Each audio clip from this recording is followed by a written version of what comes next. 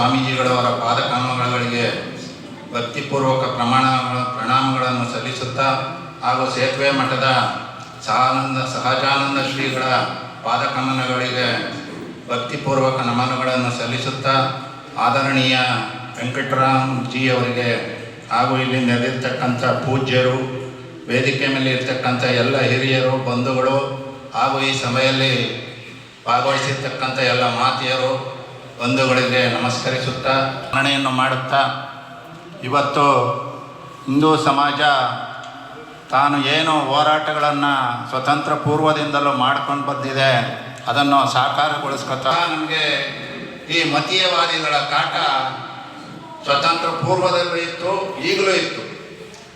ಆದರೆ ಪುಣ್ಯವಶಾತ್ ಇವತ್ತು ನಮ್ಮ ದೇಶದ ಸಂವಿಧಾನ ಬಹಳ ಶ್ರೇಷ್ಠವಾದ ಸಂವಿಧಾನ. ಆದರೂ ಸಹ ಈ ಮತೀವಾದಿಗಳು ಸಂವಿಧಾನವನ್ನು ಧಿಕ್ಕರಿಸಿ ಬಹಳ ಹೀನಕೃತ್ಯಗಳನ್ನು ಎಸಗ್ತಾ ಇದ್ದಾರೆ. ಇವತ್ತು ನಮ್ಮನ್ನು ಆಳ್ತಾ ಇರ್ತಕ್ಕಂಥ ಸರ್ಕಾರಗಳು ಕೂಡ ಅಲ್ಪಸಂಖ್ಯಾತರ ಒಂದು ತುಷ್ಟೀಕರಣವನ್ನು ಮಾಡ್ತಾ ಅವರಿಗೆ ಒಂದು ರೀತಿಯಲ್ಲಿ ಬೆನ್ನೆಲುಬಾಗಿ ಮತ್ತು ಅವರಿಗೆ ಒಂದು ರೀತಿ ಪ್ರಚೋದನೆಯಾತ್ಮಕವಾಗಿ ಒಂಥರ ಅವರು ಏನೇ ಮಾಡಿದ್ರು ನಾವು ಕೇಳಬಾರ್ದು ಅನ್ನೋ ರೀತಿಯಲ್ಲಿ ಆಡಳಿತವನ್ನು ಮಾಡ್ತಾ ಇರ್ತಕ್ಕಂಥ ಒಂದು ಪರಿಸ್ಥಿತಿಯಿಂದಾಗಿ ಇವತ್ತು ಈಗಾಗಲೇ ಹೇಳ್ದಂಗೆ ನಾಗಮಂಗಲದಲ್ಲಿ ಇರ್ಬೋದು, ದಾವಣಗೆರೆಯಲ್ಲಿ ಇರ್ಬೋದು, ಒಂದು ಹೀನ ಕೃತ್ಯಗಳನ್ನು ಮಾಡ್ತಾ ಇದ್ದಾರೆ. ನಮ್ಮ ಹಿಂದೂ ಧರ್ಮದ ದೇವತೆಯ ಮೆರವಣಿಗೆಯನ್ನು ನಾವು ಯಾವುದೋ ಒಂದು ಮಸೀದಿ ಮುಂದೆ ತಗೊಂಡು ಹೋಗ್ಬಾರ್ದು ಅಂತ ಹೇಳ್ತಾರೆ. ಅಂದರೆ ನಾವು ಎಲ್ಲಿದ್ದೀವಿ?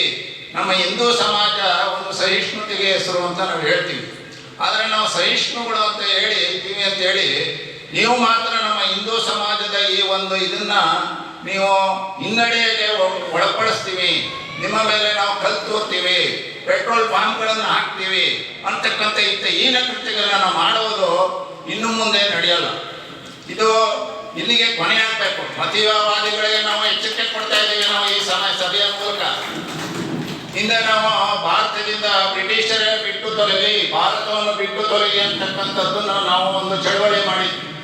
ಇನ್ನು ಮುಂದೆ ನಾವು ಮಾಡಬೇಕಾಗುತ್ತೆ. ಮತೀಯವಾದಿಗಳೇ ಭಾರತವನ್ನು ಬಿಟ್ಟು ತೊಲಗಿ, ಈ ದೇಶದ ಸಂವಿಧಾನದ ಅಡಿಯಲ್ಲಿ ನೀವು ಈ ದೇಶದ ಅನ್ನ ನೀರು ಗಾಳಿಯನ್ನು ಸೇವಿಸಿ ಇಲ್ಲಿ ಬದುಕ್ತಿರುವ ನೀವು ಈ ದೇಶದ ಸಂವಿಧಾನಕ್ಕೆ, ಈ ದೇಶದ ಜನರಿಗೆ, ಈ ದೇಶದ ಎಲ್ಲ ಸಂಸ್ಕೃತಿ ನೀವು ಧಕ್ಕೆ ತರೋದಾದ್ರೆ ನೀವು ಈ ದೇಶದಲ್ಲಿ ಇರಬೇಡಿ, ಈ ದೇಶ ಬಿಟ್ಟು ತೊಲಗಿ ಅಂತಕ್ಕಂಥ ಚಳವಳಿಯನ್ನ ನಾವುಗಳೇ ಆರಂಭ ಮಾಡಬೇಕಾಗುತ್ತೆ ಅಂತ ನಾ ಮತೀಯವಾದಿಗಳಿಗೆ ಎಚ್ಚರಿಕೆ ಕೊಡ್ತಾ ನನಗೆ ಒಂದೆರಡು ಮಾತುಗಳನ್ನು ಆಡೋದಕ್ಕೆ ಅವಕಾಶ ಕೊಟ್ಟದಕ್ಕೆ ಎಲ್ಲರಿಗೂ ಧನ್ಯವಾದ ಅರ್ಚಿ. ಬಸವರಾಜರಿಗೆ ಅಭಿನಂದನೆ ಸಲ್ಲಿಸಬೇಕು ಅಂತ ತಾಲೂಕು ಸದಸ್ಯರಾದಂಥ ನಾರಾಜ್ ಅವರಲ್ಲಿ ಕೇಳ್ಕೊಳ್ತೀನಿ.